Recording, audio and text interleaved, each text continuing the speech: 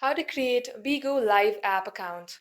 Hello and welcome back to our YouTube channel. Without any further delay, let us get started. First of all, make sure that you have installed Bigo Live application in your device, and once you have installed it, tap open. You will see a page like this.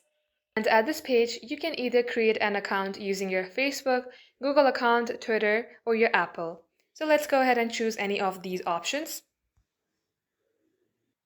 And as you do so, you will see a page like this. Under here, choose your gender and tap on Next. Likewise, it will also ask you other personal details, enter them, and you will land onto this page.